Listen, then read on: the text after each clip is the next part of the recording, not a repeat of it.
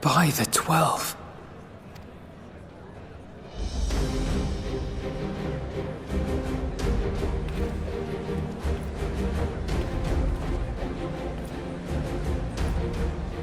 Glad you could join us.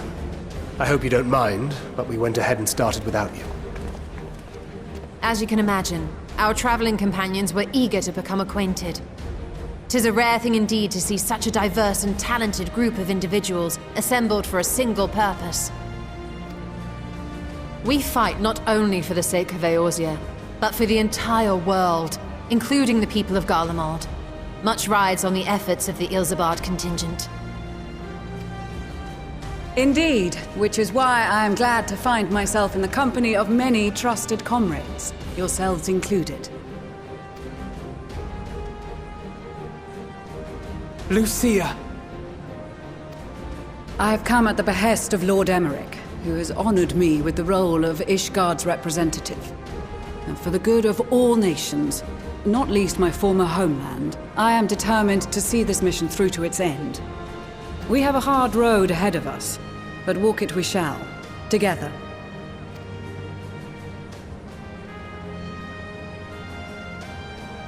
We too welcome this opportunity to work together once more. I have faith that, if there is a way to resolve this conflict, we will find it. Allow me to introduce you to the rest of our company. Everyone!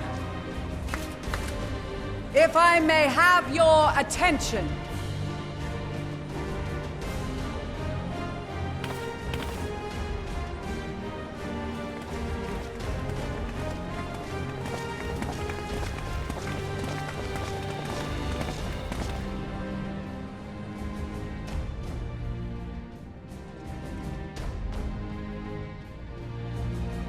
Might I ask you to speak first?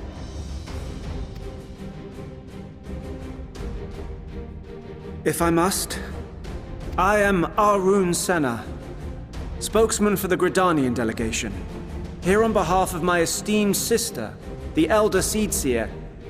We shall provide support and protection to those in need during our time in Garlemald. To that end, I am joined by healers selected by the Conjurers Guild, with the Order of the Twin Adder's Finest serving as our escort.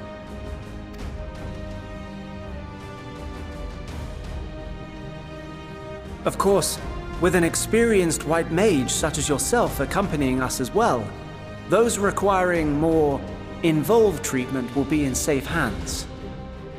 Raya O sends her regards, by the way.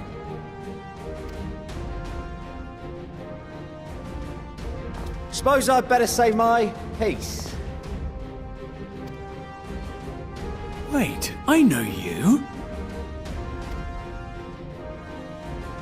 The name's Sicard, in case you've forgotten. Truth be told, I'd rather you had forgotten. Any road, the Admiral asked Captain Hilfear to send his best, and for whatever reason, he picked me.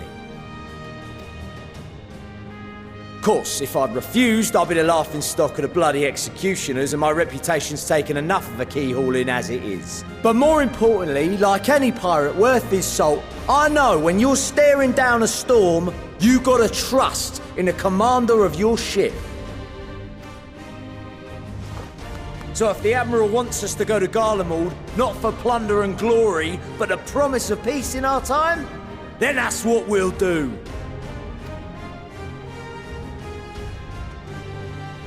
Since we all know how much the Empire loves its steel, we thought we'd bring along a few smiths to make the most of it. Give them a pile of scrap and they'll cobble together anything you fancy. Of course, just like the Gridanians, we got fighters of our own. We might have come with a more constructive purpose in mind, but we're more than capable of cracking skulls, believe you me. Well, you're certainly raring to go. But then again, so are we. The most dependable warriors of Uldar and Alamigo have assembled at the Sultana and General Aldin's behest. If Garlemald has truly fallen, then the whole place is likely to be crawling with Telophoroi. We'll need plenty of troops to clear and hold a path for others to follow. That's where we come in.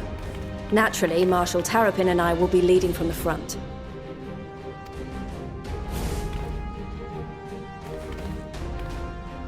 It's been some time since I last saw you in your element on the battlefield. From what I've heard, you've become pretty fearsome yourself. Master Matoya? The Avatar of Destruction?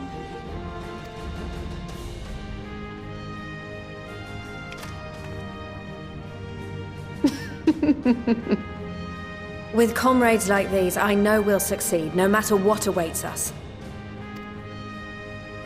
And then we might finally get a chance to enjoy a good long rest. But until then, let's give it our all.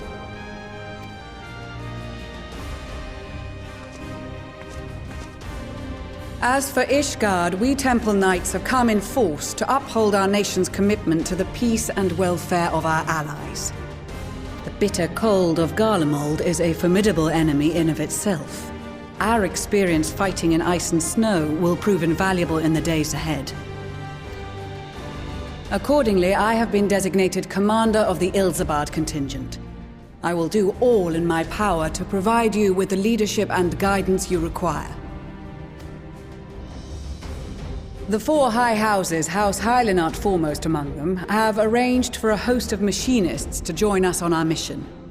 Their knowledge of Imperial Magitech is sure to be a great boon. They will address any problems of a technical nature, together with the smiths of Limpsa Lomitsa. There is another awaiting introduction. Lord Emanolain! Ah, yes. Emanolain de Forton, at your service. Though, lest there be any misunderstanding, I should stress that I've not become a fearsome warrior while you were away. Rather, far from it, actually. My brother, in his infinite wisdom, decided this would be an excellent chance to make something of myself. Oh, and fight for world peace and all that. But, should the opportunity arise for a spot of ballroom dancing, I will be your twinkle-toed gentleman of light.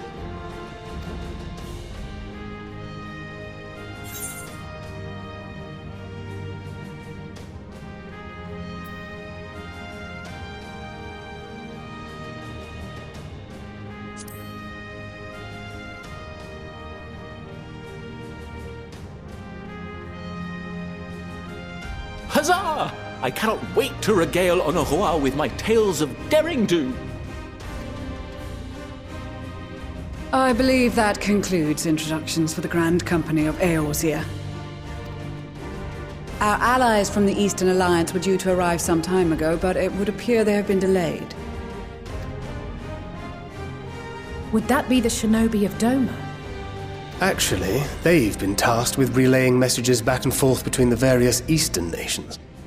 According to Lord Hien, however, an equally capable company of warriors has been sent in their stead. Out of my way, you preening fool!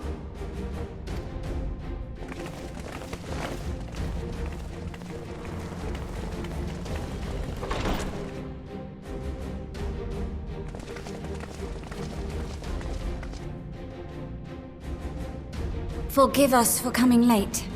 We are the delegates of the Eastern Alliance. Cyrena, and you've brought company.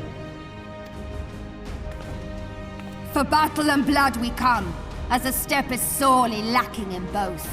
No towers befoul our lands, so we marched on those of Doma, only to find them beyond our reach. But now our thirst for slaughter will be slaked. No quarter to the enemy! Sadu Hatun, no. We go to make peace with the Iron Men, not war. Warriors of the Steppe, we've heard many tales of your bravery. We welcome you as allies. And these other ones you have brought are... Members of the Dalmascan resistance group, Lente's Tears.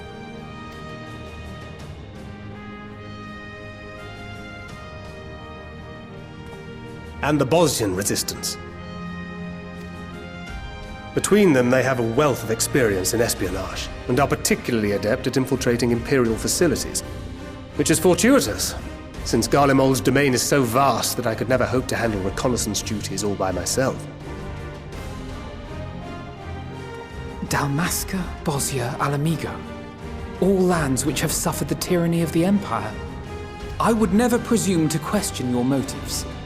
Nevertheless, I must reiterate that our goal is to aid the victims of the Telophoroi, the common folk of Garlemald. And they are victims, make no mistake. Though I understand that many may struggle to see them as such. You're more right than you know. For every one of us that answered the call, there were a dozen that refused. Not only in Alamigo, but everywhere we went. And who could blame them? The Empire's always been the enemy. But after seeing what we've seen, fighting and working against and with Garleans, there's no denying the simple truth. They're just people. No different from you or I. They've got their share of liars and murderers, but so do we. So do we all. Fordola, who once swore herself to Garlemald, has proven herself a trusted ally time and time again. Every Eorzean here knows Cid Garland, the Imperial defector who shared with us countless technological wonders. Maxima, who stands with us today, tried to reform Garlemald from within and make peace with Doma. So you can believe me when I say that every fighter here understands and accepts that the Imperials are not monsters and are deserving of help. Or at least that they were able to put aside their feelings for the greater good. It won't be easy, but we're all determined to make this world a better place.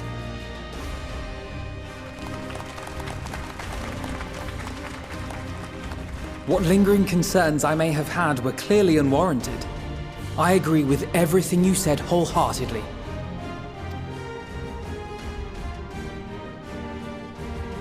Then we are in accord. Now, let us review our strategy. To reach the Garlean capital in northern Ilsabard, we must cross the central mountain range. Fortunately, Garlond Ironworks can provide aerial transport, sparing us this most treacherous part of our journey. However, attempting to fly any closer to Garlemald would attract the attention of the Telophoroi.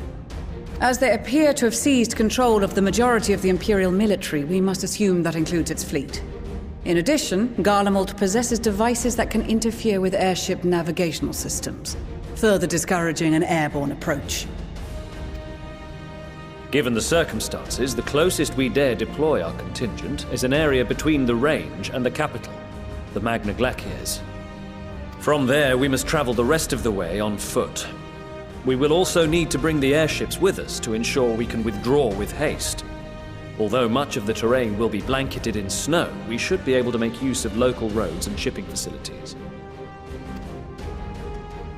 The vast ice field will afford us an unobstructed view of the surrounding area. On the other hand, it will also allow others to easily spot us, so it is imperative that we only make camp in positions where we can easily defend ourselves. And the airships, which must be kept safe at all costs. We cannot account for every possibility, so we must be prepared to think on our feet. We will be tested. Sorely tested, I expect.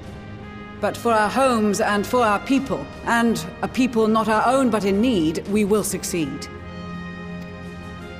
Spare no effort in your preparations. Once we depart, there is no turning back.